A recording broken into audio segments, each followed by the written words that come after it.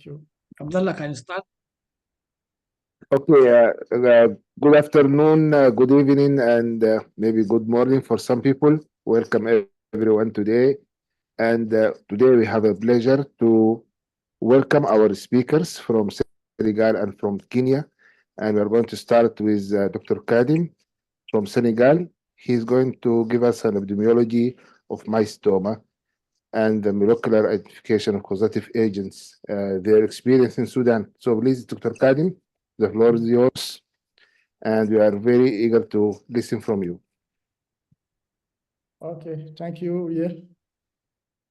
Thank you all for your attention. It is a Samira. Can I put it in presentation mode? Yes, put it. Yeah, try putting it on presentation mode. Okay. Yes, it's clear now. It's clear. Okay. Okay, maybe. Okay. Thank you, everyone. It is a pleasure to share our experience and result of our study on mycetoma. My name is Khadim Jong. I'm professor of parasitology and mycology in the Sheikh Anta Diop University of Dakar. Also, I'm heading a microbiology lab comprising bacteriology and parasitology. So it's a pleasure to say our work with this estimate group. So in the first time, we will summarize the epidemiology of mycetoma in Senegal based on laboratory data. And the second part, we will share the result of our pilot study on molecular biology for identification of causative agent of mycetoma diagnosed in Dakar in Senegal. So mycetoma, according to the definition adapted from the first international symposium on Venezuela, is defined as any pathological process in which fungal or actinomycotic agent of exogenous origin produce grain. And it is a neglected tropical disease that the endemic area is partaged shared between tropical and subtropical countries. This part of the world is called mycetoma belt, and it includes the Senegal and also Sudan, which is classified as the highest endemicity zone, and also the Sudan have the only one collaborating center. And concerning Senegal, it is the first the country where the first African case of mycetoma was reported in 1894 by Le Dantec. And I was in Le Dantec University Hospital, which is actually in renovation. So, according to laboratory data, there are an absence of data about mycetoma and for the global burden of mycetoma in the Senegal.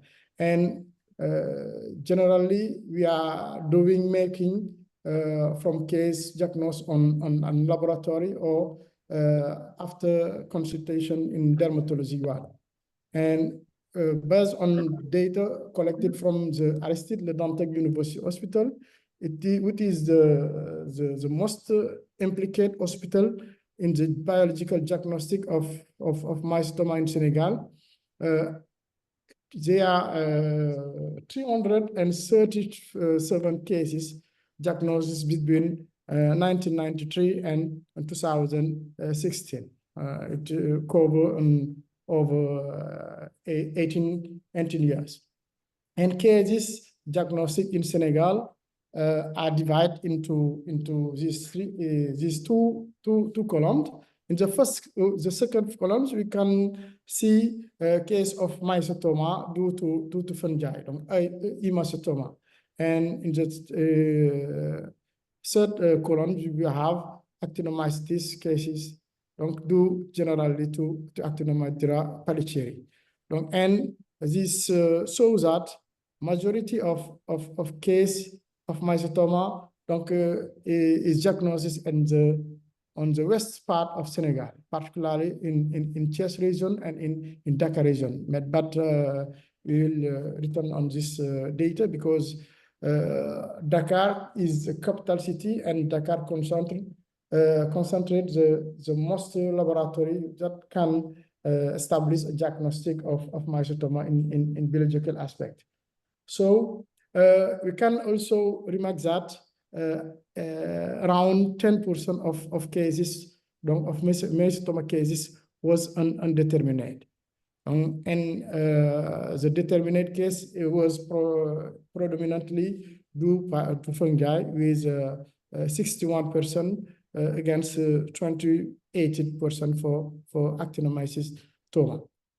And implicate case was as general data dominated by the species Madurella mycetomatis, who represent 42%, and other case. And just in second part, we have Actinomadurella pelletieri. Also, other species are divided into Actinomadurella madure, fusarium, acremonium, and also pseudosporium can be identified. And this case was diagnosed in the Aristide Dantec University Hospital in 2 steps. In the first steps, clinical suspicion were diagnosed in the dermatology ward. Generally, patients present in the chronicle presentation, which look like tumor-like swellings that seed grain. And after this first state, the patient is received in the laboratory, and biological diagnosis was done by first by sampling grain. And we have not a standard operation procedure for the sampling of grain in Aristide Dantec as in Sudan. Grain was sampled by pressure around fistula and collected by using swabs and or slide bisturi slide. And after this first phase of sampling, this grain was submitted to washing, donc using saline physiological saline physiological, and they were also cultured on saburo, added with chloramphenicol in the first part, and secondly in saburo chloramphenicol added or supplemented with cycloheximide or actigen. These culture were incubated at 2 temperature, one in ambient temperature, donc around 25, and the second in 37%.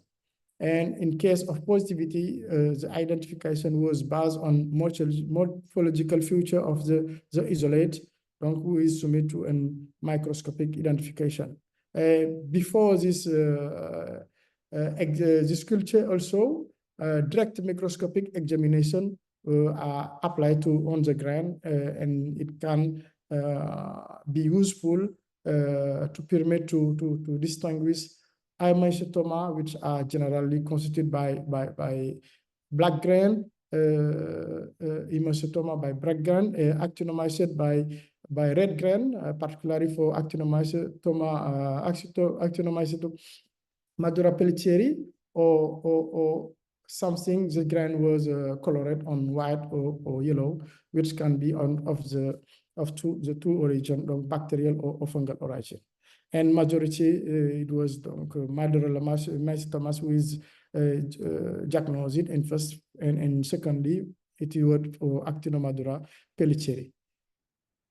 Donc, the remaining part of this grain were also freeze and submit to a molecular identification for a better donc identification of this causal agent. Because of the non-neglected part of undetermined cases, donc we decide to attempt a molecular identification of causative agent. Donc, the objective of this part, donc the second part was to contribute to the epidemiology of Mycetoma in Senegal, and specifically it will be donc to determine socio-epidemiological characteristic of patients suffering from Mycetoma, and secondly to identify causal agent of Mycetoma in Senegal using a direct 16S and 18S RNA chain PCR followed by single sequencing. And for this molecular identification, we conduct a retrospective cross-sectional evaluation based on the remaining grant after the conventional diagnostic, and this grant was transported to the Mediterranean infection donc in Marseille, in France, for the molecular biology donc identification. And first, this grant specimen was submitted to a mechanical lysis, donc using the bead-beaten method and using ceramic beads, and the extraction of DNA was realized donc using a easy mark instrument, donc or a easy one instrument. And after this first part of DNA extraction, donc this DNA was submitted to a PCR, donc PCR targeting first the ITS domain. This ITS is a domain donc, for the identification of fungi, donc using universal amors, donc ITS 1,2, ITS 1,4, and ITS 3,4, donc couple of amors to identify donc, or to amplify these two donc reasons for black grain. And for red grain, we target the 16S region, donc using also universal grain. And for the remaining grain color on white or yellow, these two regions was targeted to attempt to identify the causal agent. And after the amplification, donc the amplicon was purified and submitted to sequencing using a genetics analysis. And all these all obtained sequence was submitted to the BLAST on gene banks. And in case of doubt, result of the conventional diagnostic were used to a better interpretation of non-classical agents donc, that was identified. And using this methodology, we include a total of 22 patients with a mean age of 36 patients, and a majority of this population was male, donc compared to female. And according to result based on conventional diagnostic, majority of these patients also came from Thiès, donc in West Senegal. Also, there are some cases donc, from bordering countries like Mauritania or Cabo Verde. And 60% of this population was farmer as occupation. According to the color of the grain, there was 15 black grain and 20 red grain, and 5 grain was color white or yellow. And according to the overall success of this molecular identification, there was a total of 56% of success, and this success rate was better according to the color in black grain, with 63% of grain which was identified. And so according to this black grain, 11 species donc was identified as Madurella mycetomatis, and we also note one case that we identify as Cladosporium endophyllum, and that we consider as it can be is a new agent, and all the cases were considered as failure. According to also to the red gland, the 16S gene was sequencing, and on the 12 specimen, 6 was identified as Actinomadura peltieri, and the rest of gland was considered as contamination constituted by Oreomonas or case of failure. And for the 5 other gland that was sequencing 12, yeah, they were only one classical agent of mycetoma was identified, namely Actinomadura madurae. It was identified using donc the 16S, and according to the ITS identification, 3 cases was not and constituted by Candida tropicalis, and 2 cases of aspergillosis or aspergillosis that we consider as interpreted as contamination according to the result of the conventional diagnostic.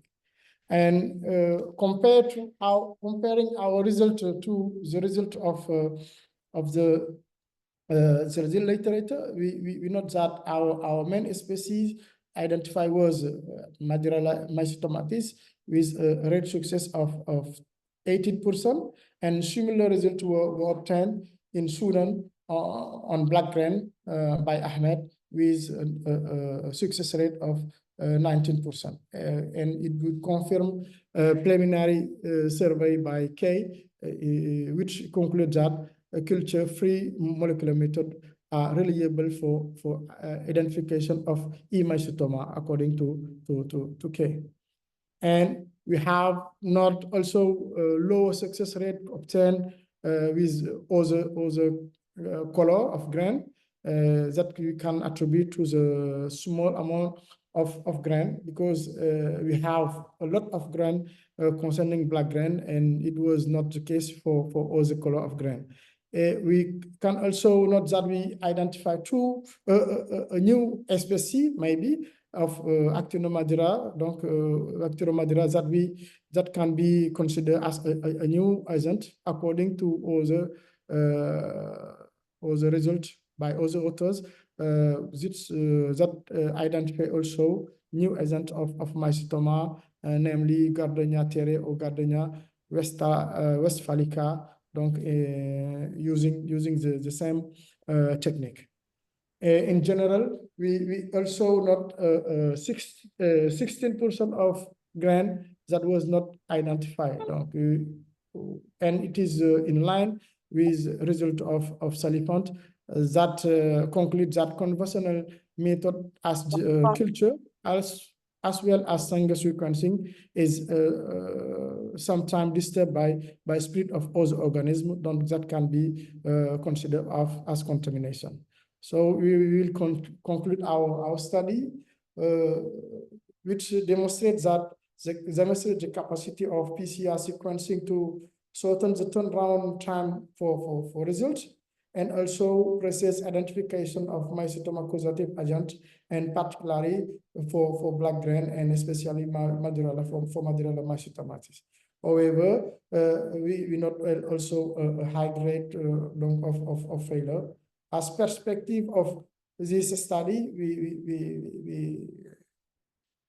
we project to use a new generation of sequencing, particularly deep sequencing, maybe to have the microbiome of around the grain, and also to interpret for all case of possibility to have classical case of mycetoma agents. But also prior to this, we wish that we can implement molecular method, donc requiring less expertise, such as isothermal amplification, PCR, which is available in Senegal for diagnosis of malaria, but that we can use for the identification of causative agent of Mycetoma. Also, we wanna thank Professor Stéphane Rank of the University Hospital Institute of Marseille for this help for the molecular identification. Also, we are thankful to all the team in Dakar, head by Professor Daouda Ndiaye, who are aiding a new center for genomic identification, and we hope that for the future we can implement this molecular method in this new center. We are thankful also to you for your attention. Thank you. Thank you very much, Dr. Kadim, for this clear and concise presentation. And it's a very stimulating experience. And I would like to invite everyone to participate by discussion. And if you have any questions, comments, go ahead and answer or ask your question.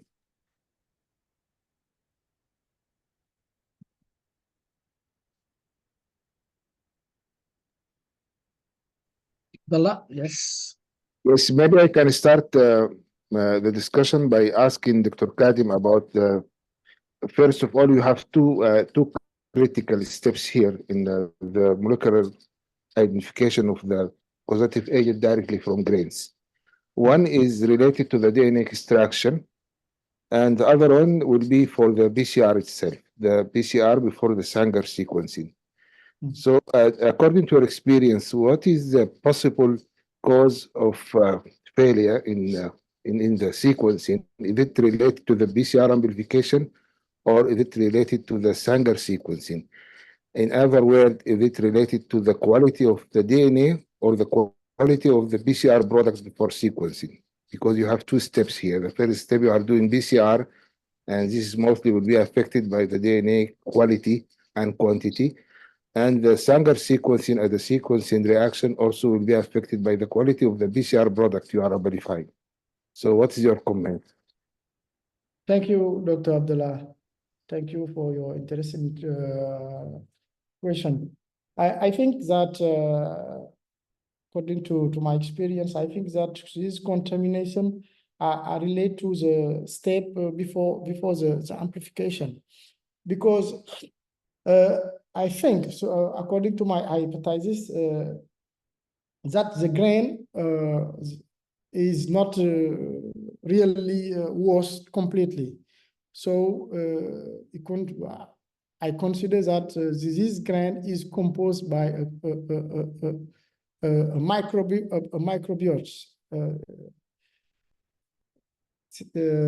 composite of the causative agents, but also contaminated by other microorganisms as aspergillosis, environmental aspergillosis, by bacteria, because the contamination can be on the liquid.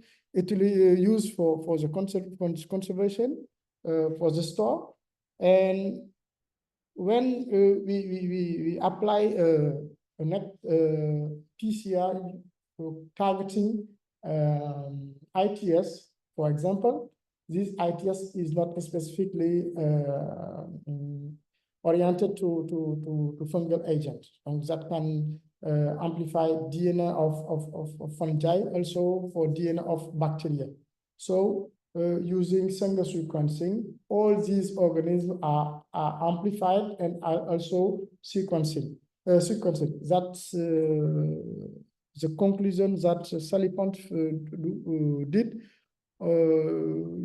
in this case that I said, is to this amplification yielded to a quantic sequence composed by all organisms present on the grain at the step of the extraction and the amplification. So when you apply a single sequencing, all these organisms will be amplified and will be sequencing also. So the result of this sequencing will be a quantic sequence. So on the blast step, it can yield to an absence of results because of the composition is not specified correct, but is a composite of all organisms present in the grain. So I propose to for the next time to try to eliminate all microorganisms, maybe using antibiotics for black grain or other products that can eliminate superficial contamination before to pass to the extraction procedure. Okay, thank you. Professor Fahal, are you raising your hand? Okay, Yes, I I'm still, done. yeah, go ahead, Sorry. Prof, go ahead. Thank you very much, Kadim, for this presentation. I think it is very educational and it told us a lot of things about mycetoma in Senegal. I can see there is a high percentage of contamination in this study, and that badly affected the outcome of the diagnostic yield of the PCR. So I think in the future you should take care of this contamination to avoid this low rate of identification of the organism. I have a patient from Senegal. He had mycetoma, came all the way to Sudan for treatment. I am glad to let you know he's now doing very well after receiving treatment in Sudan. My third comment that you should now start to have your own diagnostic tools at your lab in Senegal. Yeah. You should not depend on other labs to do your work for you. Yes. So it is better now to join forces, to have collaboration, and to have training for our young staff so they can do the test in their lab and not to depend on other labs overseas to do the test for us. Otherwise, we will continue sending isolates, biological material for overseas diagnosis, and that is not good for the future generation of our scientists. Thank you very much. Exactly. Thank you, Prof, for your comment. It is Yes. yes, important. Thank you very much, Professor Fahal and Dr. Kadim. I still have some comment about what has been mentioned by Dr. Kadim regarding the contamination. The grains, as you know, it's coming from the clinical specimen, and even if you wash it, if you even clean it with antibiotics, this will not eradicate the contaminant, because if the bacteria die, they are still there and the DNA is still detectable.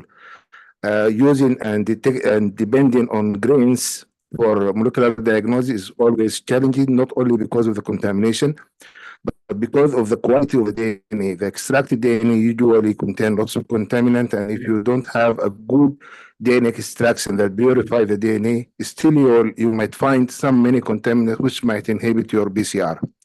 So at the first stage, even before doing the sequencing, your PCR will fail. And this is result in a high rate of failure of your molecular diagnostic. So my suggestion is always try to isolate the bacteria or isolate the fungus, because when you have a pure culture, that means you are going to get more DNA and you are going to get more good quality DNA. So the DNA will be more pure and the quantity will be much higher, and this will improve your PCR yield. And after the PCR, even if you are doing Sanger sequencing, because you mentioned during your talk something that regarding the NGS versus Sanger sequencing, it's not always necessary to have an NGS for molecular diagnosis of mycetoma agents. Sanger sequencing is quite okay, but the quality of DNA, even if it's contaminated, during the Sanger sequencing, you are going to see multiple peaks in the same nucleotide positions, which indicate contamination. But if you are having a very nice peaks without background contaminants, that means you are not isolating the fungal or the bacterial DNA. You are isolating something different. So we have to consider this. Always try to get pure culture. Every time try to evaluate the peaks in your Sanger sequencing, because this will tell you if you have a contamination or not.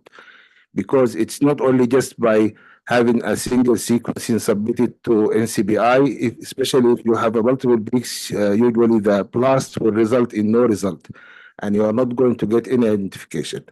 So my advice, always try to get pure culture, even if you are working with bacteria, bacterial causes of mycetoma or fungal causes, and this will improve your DNA quality and quantity, which improve your BCR. And if you have a good BCR quality, you are going to get a very good Sanger sequence signals, and you are going to identify your causative organism very easily. Thank you very much. And there is some hands raised already. Go ahead and unmute yourself and speak, please. Yes. Hello, everyone. First of all, thank you so much for this nice presentation, and you give us insight about Senegal situation in mycetoma. I am Ala. I am a director of a biotechnology laboratory and research assistant in Mycetoma Center in Sudan. I have one question and 2 comments for you. My question is, did you try to use our RFLB technique for after amplification of the DNA? It is restriction fragment length polymorphism. Did you try this technique before? No. Yeah, from my experience, if you try it, you will get a good result. Excuse me, Ala. What do you by restriction fragment length polymorphism? What is the BCR target in this case? After you do the amplification of the sample, you can use Amplification by which primer? By which primer? And which specific enzyme primer. also? Are you speaking about the IPS primer and the 16S primers, or other primers? Yeah, these primers. Using IPS? Rather than go for next generation sequencing. No. He did already Sanger sequencing. Just compare Sanger sequencing with restriction fragment. Do you think, Ala, that restriction fragment polymorphism is superior to Sanger sequencing? I think so, because it's more specific. No, it's not. It's not, because restriction fragment length polymorphism will target only the restriction sites. So this is why they are going to target few nucleotides within the sequence. And it's not always useful, because we did already study before for Madrella mystomatis, and the restriction fragment length polymorphism were found to be quite identical through all the isolates. And it cannot be used for diagnosis. Usually Sanger sequencing will give you more information about the sequence itself.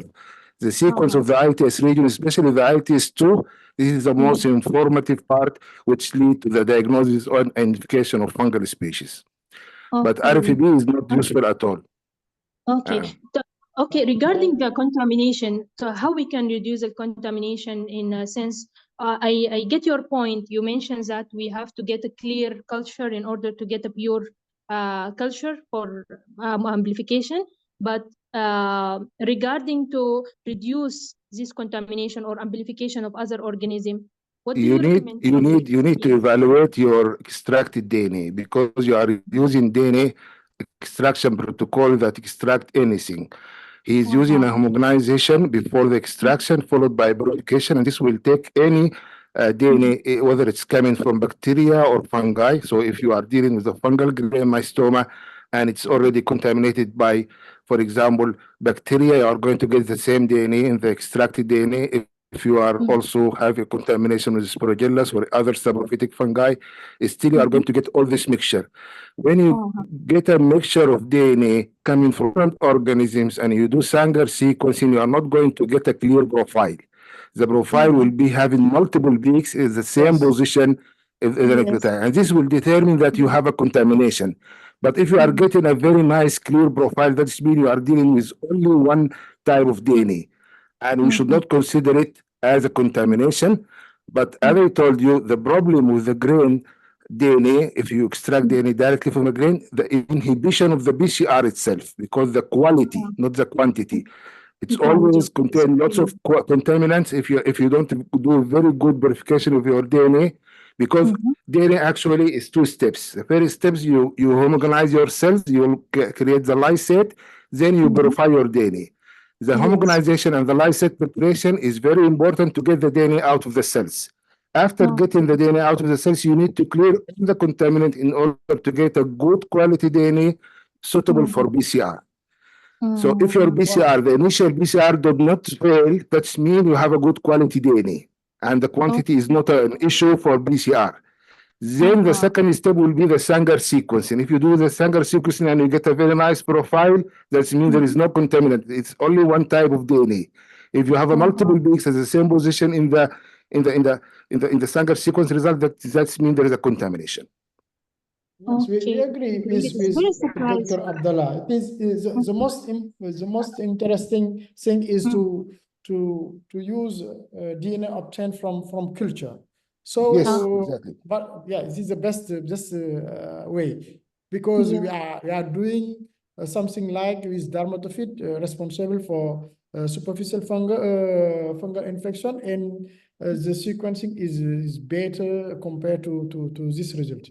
Yeah, but actually, I'm not underestimating using the grains for PCR and sequencing. But the culture is also a problem. Better. It's always better to use a pure culture, but we do not underestimate the clinical specimens, which contain tissues, contain grains, contain white blood cells, contain so many contaminant cells.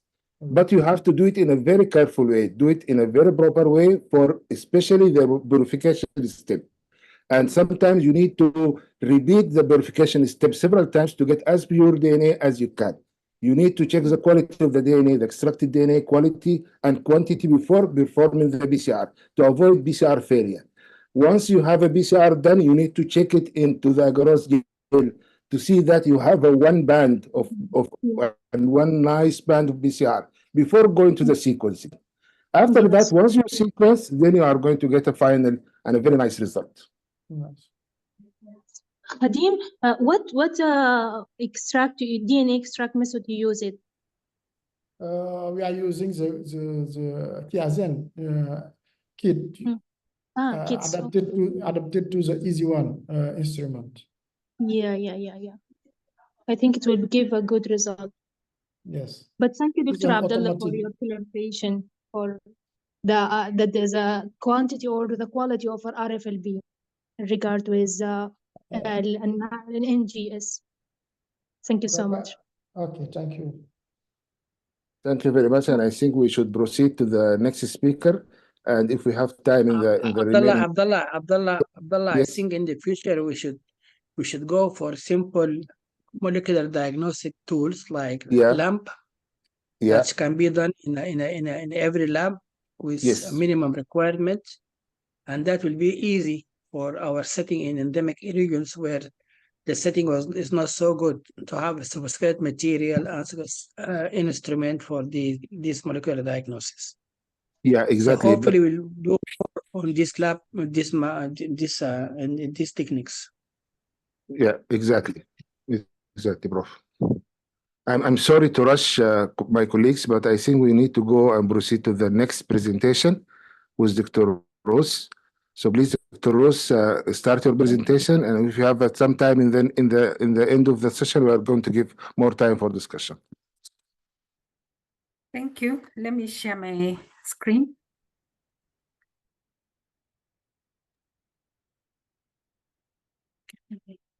Minutes.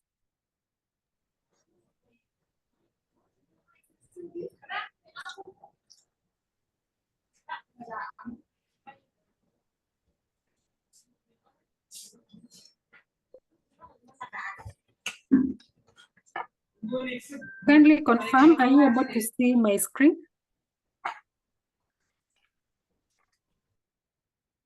No, not yet. Not yet.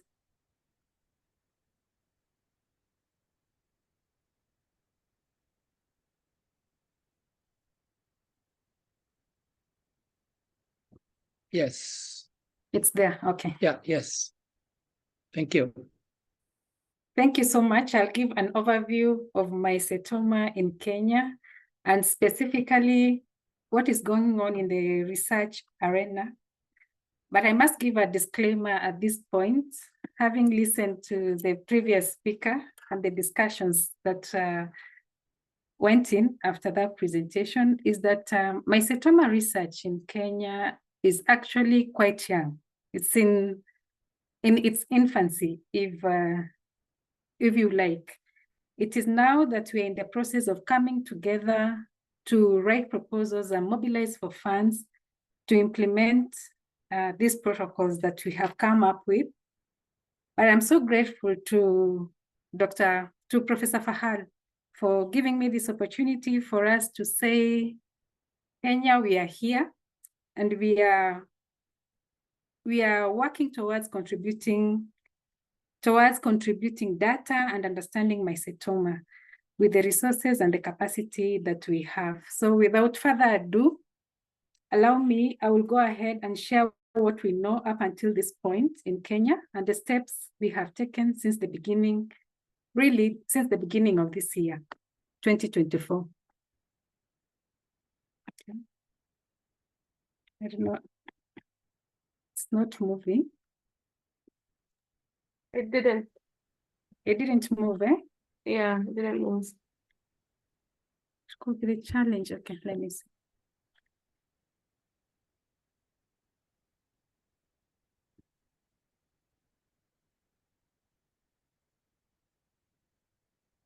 Sorry about that.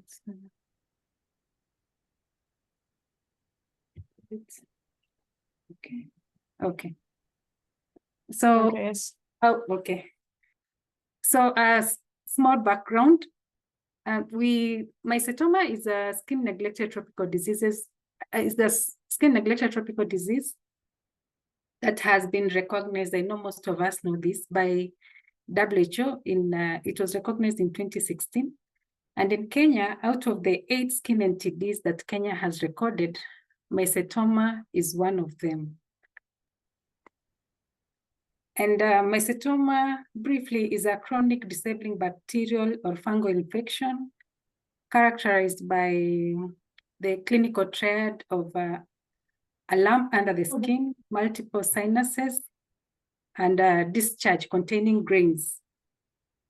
It is scarcely documented in Kenya and largely ignored by the scientific community. Like I said, the research here is quite young in mycetoma.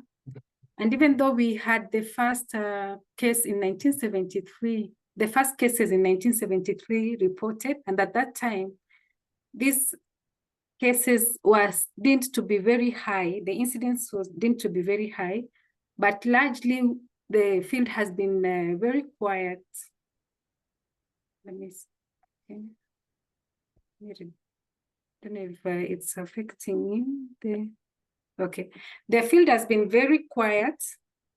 And in a nutshell, we have 2 publications that are 5 decades apart. One in 1973 that reported 155 cases of mycetoma out of 215 with deep mycosis.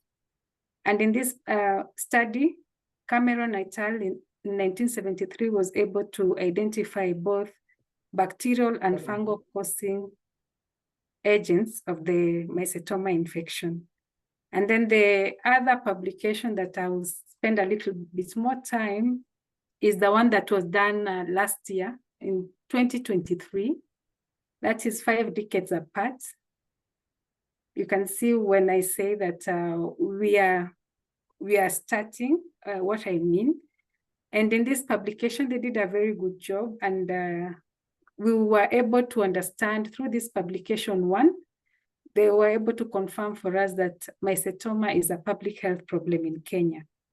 And they were able to demonstrate that the geographical and climatic conditions, of course, in Turkana County, the county that is in orange in the map, in the Kenyan map that I've projected, has very similar geographical and climatic conditions as well as socioeconomic status. The population have similar socioeconomic status to Sudan that has reported quite a high number of mycetoma cases.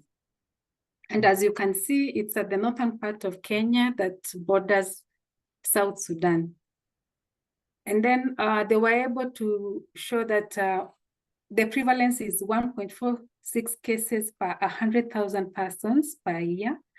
And the population that is most affected is males compared to the females, just like in what is reported in other African countries. And and also they were able to isolate and identify the mycetoma causing agents that were involved. And they reported that the one that they had the highest prevalence was the Madurella species. And other than the fungal causing agent, we also had bacteria causing agent of mycetoma isolated in this study as well.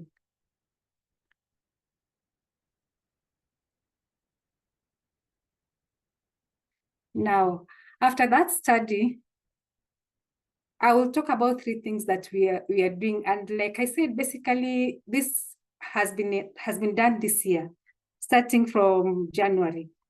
And I will speak to 3 things that we are doing to show that we are working actually towards getting data and understanding mycetoma in Kenya. The challenge has been funding, but we are trying to see how to go around it to be able to contribute in this area. And I come to you from the Kenya Medical Research Institute. So the first thing that happened towards the end of last year is that DNDi and the US Centers for Disease Control decided to have a global surveillance program for mycetoma. And they identified the Kenya Medical Research Institute and the Surgery in Turkana group. It's a Spanish NGO that is based in Turkana County that I projected. And they have been doing humanitarian work in that county for the last 20 years. And they're the ones who were able to identify that there were increasing numbers of mycetoma cases, and they were able to do a study that was published that has really helped us to get to where we are right now, to say that, yes, Kenya has mycetoma cases. Probably we are not looking for them, and that's why we really do not have the actual numbers. And so the 2 of us, the 2 centers in Kenya were identified to provide data as implementing partners in this global surveillance program that DNDi and US Centers for Disease Control and Prevention came up with. And we are hardly a year into this research. We have done the proposals. The team in Turkana, because they have been doing humanitarian work there, they have been able to quickly start collecting data. But for the KEMRI team, where I'm one of them, and we have my colleague, Olga Mashedi, and also another colleague called Dr. Jane Ongango is based, we have not been able to start because of funding. We are hoping that this will change in the coming months. So the idea with this particular study was to conduct a passive surveillance study where participating medical centers will fill a case report form that captures data on the epidemiology of the disease, the diagnosis, treatment, and quality of life of these patients with mycetoma. And so we were hoping that when we get this data, then we can it can provide an opportunity to improve the care for patients suffering from mycetoma in the regions where we are having these cases. And so this is the, and then out of that, then we formed the Kenya Mycetoma Working Group. And the first photo shows the group from KEMRI, and that was KEMRI. We were with Professor Colomb, who is in the middle. She's, we fondly call her Kika. And then we also had Mr. Ekai John from the county hospital in Turkana, where we are getting some data. And then the second photo, of course, is the same team with our partners, DNDi and CDC. And so that group that I've just projected, then, of course, the first things we did is to go back to Turkana County, yes, we saw the publication that I've just presented that was out in 2023, but we wanted to see, physically to see these cases so that, of course, we are aware that they're there, but it would have been better also to visualize. So the whole team, including the partners, DNDi and CDC, were able to visit Turkana, which is quite a distance from Nairobi, where we are based. And these are some of the pictures that we got from that field trip. And these are some of the images also from the local people in Turkana County in Kenya. They are not imported cases. These are our own local people. And so really, mycetoma is a public health problem in Kenya that needs to be studied. And then other than that, now when we came back again, the same group now, the Kenya Mycetoma Working Group, we were able to come up with another proposal, which was now another qualitative study to understand mycetoma further in Turkana County. And this proposal employed a mixed method approach for data collection. This is where we propose to use focus group discussions to understand the community's perspectives, experiences, and attitudes towards mycetoma. And let me stop here and say that at least this one, there's a very good sign that we'll get funding and it will be actualized. We are working with the close of this year that we can be able to get some data that we can share. And then we were hoping we are proposing we'll do in-depth interviews, which will be conducted with patients diagnosed with mycetoma. And we'll also have key informant interviews with the community health promoters, the opinion leaders in the community, and especially with the healthcare workers to be able to understand their success and challenges in managing mycetoma up to this point. And thirdly, I said that I'll talk about 3 things that we've done from January to now. We are in September.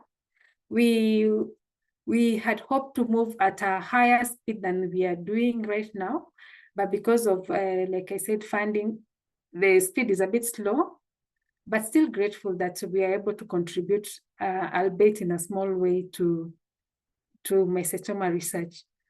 And so in July of this year, 2024, we were able to have an MOU in place with the University of Khartoum and the Kenya Medical Research Institute in Nairobi, so that the aim was to see if we can invigorate research in this area.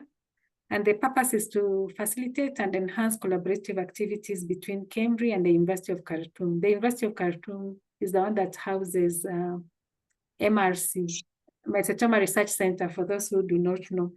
And we are hoping that through these collaborations, we can be able to share data, of course, dissemination, training, and also be able to even have exchange visits for our staff to be able to sharpen our laboratory techniques for diagnosis, and also for healthcare workers, also sharpen their imaging and surgery, which when we visited Turkana, we could see we really were lacking in that.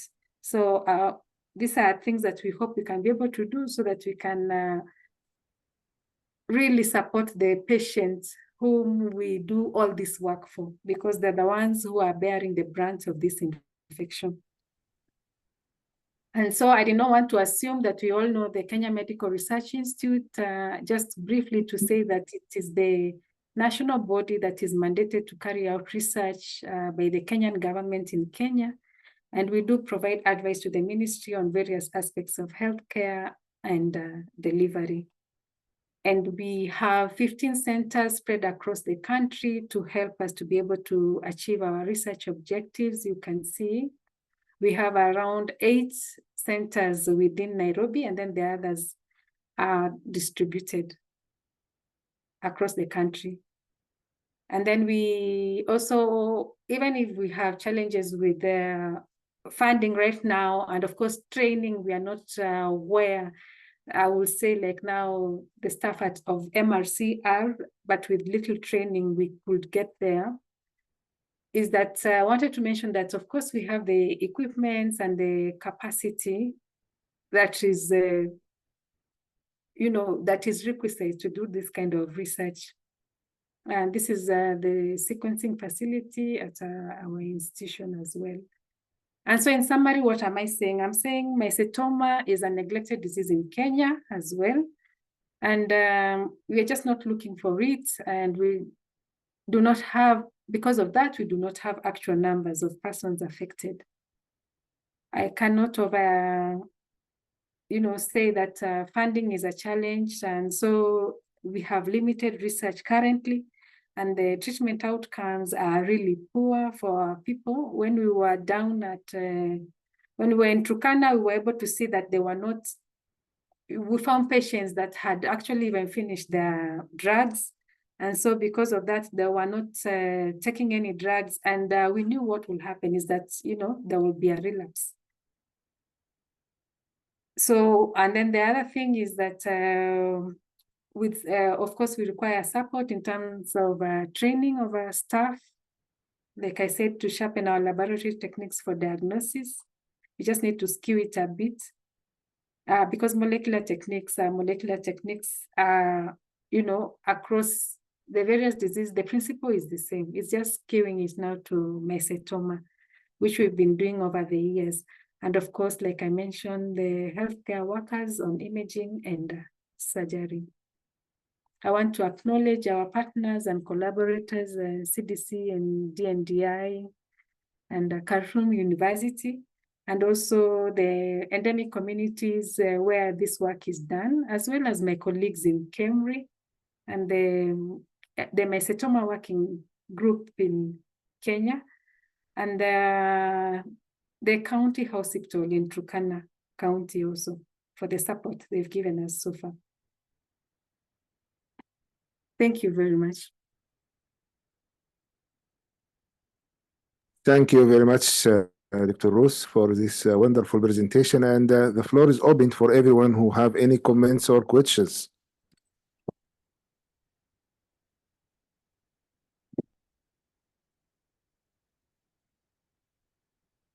I think we already, just from the slide, we are just currently seeing that we see that the Kenya Medical Research Institute is a well-equipped institute, and it's only about knowing how to diagnose and treat mycetoma. And when we compare the presentation of now with the previous presentation of Dr. Kadim about Senegal mycetoma, we see that the mycetoma is everywhere. All what we need to do is just to share information, share experiences, train our staff just to be ready.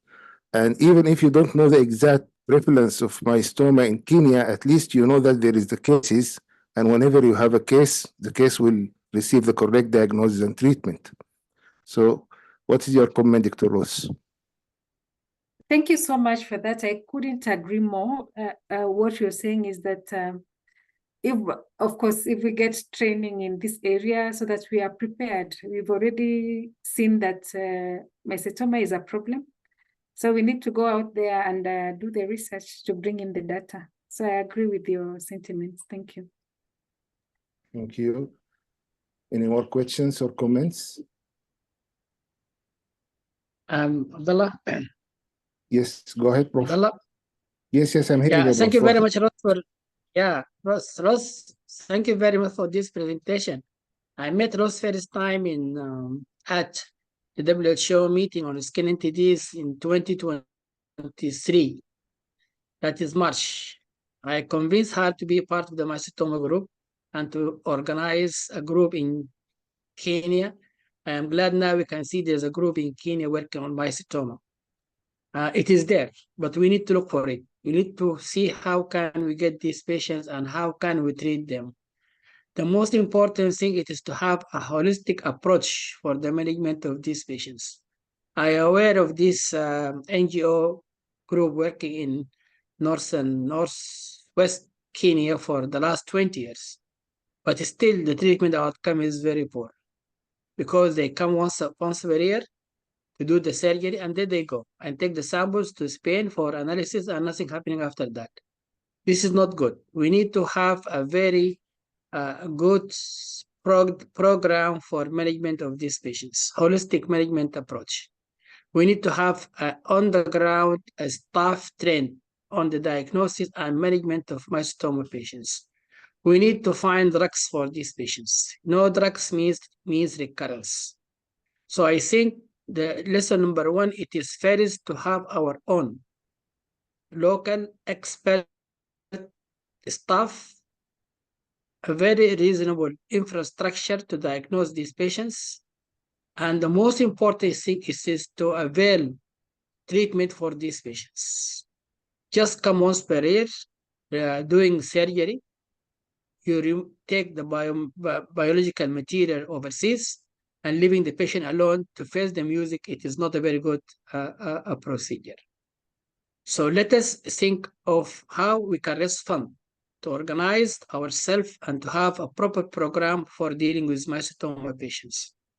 As you know, mycetoma is affecting the poorest of the poor in poor remote countries and regions and communities.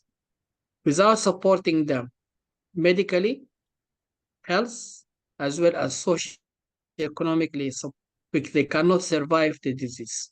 And eventually this patient will end in a either major surgical excisions or amputations. So let us think out of the box. Let us try to find funding for these projects. And from there, you can help the patients and not just to collect biological material and send it overseas for publications and for other purposes. Thank you very much. Thank you, Professor Fahad. Thank you very much. And I see Kika. Go ahead. Kika is raising his hand, or Ali Awadallah. Sorry. Kika is coming. Sorry. Okay. Can you see me now and hear Yes, me? yes. Yeah, we hear you. Go ahead. Okay. Thank you to the Professor Fahad for his comments and Dr. Nyangatsa. Hello, Ruth. I'm very happy to hear that KEMRI and the institution, the main institution for research in Kenya is now going ahead with that project. We talked a lot about it, a lot. And as they know, we always kept in mind that our role in Turkana was to work with these people, the poorest, among the poorest. And we did our work with the best aim. And we agree that these problems, like mycetoma, have to be in your hands, in the hands of the professionals in Kenya. And this is what we wanted to do, and I am very happy to see that our goal is accomplished by now, because you are going to take the main role on this.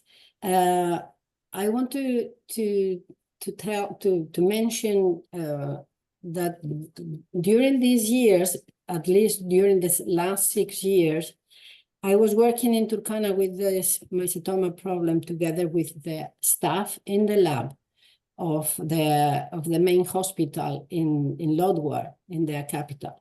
And at least one person there, John Ekai, who is attending this meeting now, he was working a lot on the problem, and now is an expert on this. He needs to complete his education, and he is now a master's student at KEMRI, but he is now one of the experts. So I want to mention him because he deserves to be mentioned in this meeting, I think.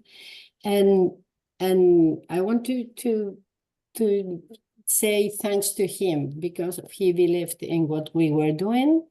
And I think he is one of the key persons in the development of the management of the disease from now on. Thank you so much, Dr. Nyangatsa, for taking in account the work that we did so far.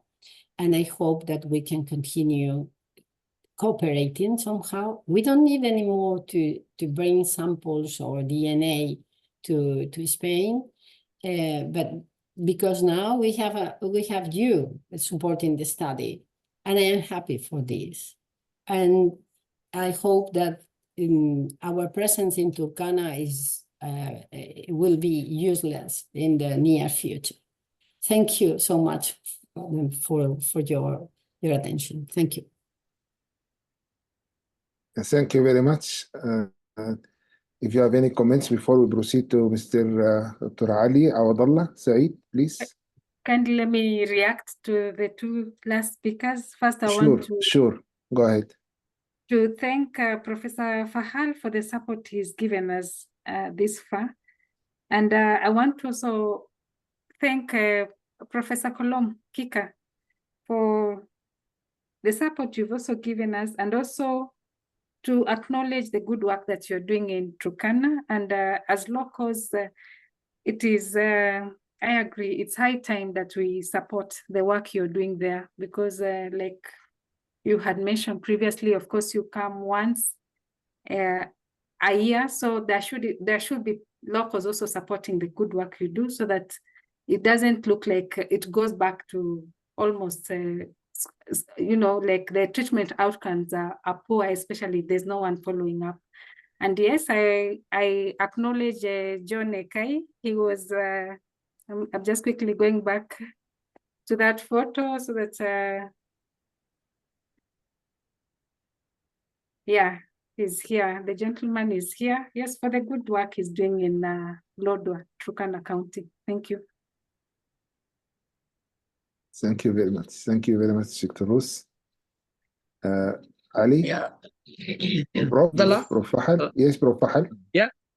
Kika, I'm very much pleased you are here today for this meeting. I'm very pleased to let you know we are very happy about what you are doing for the last 20 years.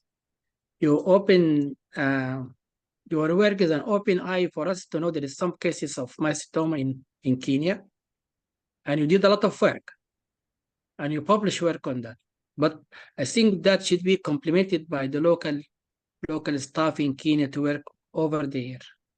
I'm very happy that you are here and very happy about your work. And we need you to continue working with the people in Kenya on this work. And I'm sure that your work will be continuing and your support will be continuing. And I am sure that your experience will be badly needed for our colleagues in Kenya. Thank you very much. Thank you, Professor Fahad. Thank you very much. Okay, Ali? Yes, thank you very much, Professor Fahal. And thank you, Dr. Abdullah, for this opportunity. And thanks, Dr. Ruth, for this nice presentation about mycetoma in Kenya. And I'm very pleased to say that I was in Kilifi in Kemri, 2022, in November, I think that, attending one conference or one workshop for 1 week in Kilifi. And I visited Kemri in Kilifi.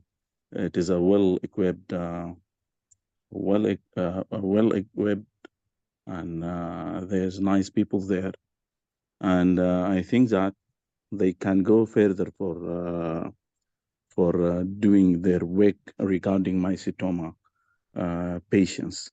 For that, our support will be with him and Professor Fahal, and even if they want us to come to Kenya, I have the opportunity for that, and we will go and support them in Kenya. I thank you very much, Dr. Ruth, for this journey in Kenya mycetoma patients. Thank you very much. Thank you very much, Ali, and thank you very much, Dr. Rose and Kika, Professor Kika. We are all here to get connected to each other, to help each other, and to share experiences. And as Ali said, we are all ready to support you either remotely or on site. And I'm sure many things can be done in Kenya with the continuation of the activity of Professor Kika and the rest of the group and also with collaboration with the Mycetoma Research Center, and also with the collaboration with other colleagues from other African countries. We are here to share experiences and to support each other. Thank you very much. Thank you so much. Thank you. You're welcome. Any more comments, any questions before we conclude?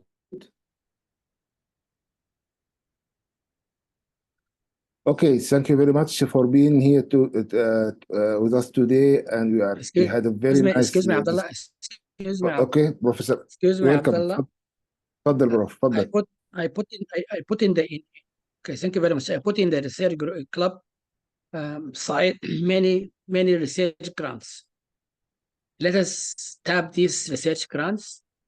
Let us write proposal to get some grants, and so we can do our work together and collaborative. And I hope every one of us can find the grant and then can share it with the group. So eventually we're going to have a lot of grants available, and people can tap these grants, get some funding for the research infrastructure and capacity building. Thank you, Prof. Thank you very much. Dr. Samira, please. So yes, I would like to thank our presenters for today for this nice presentation, and I would also want to highlight that if anyone is interested in participating in their work, they can contact us through WhatsApp or via our email, researchclub@mycetoma.edu.sd, and we'll just schedule, so they have to contact us. Thank you.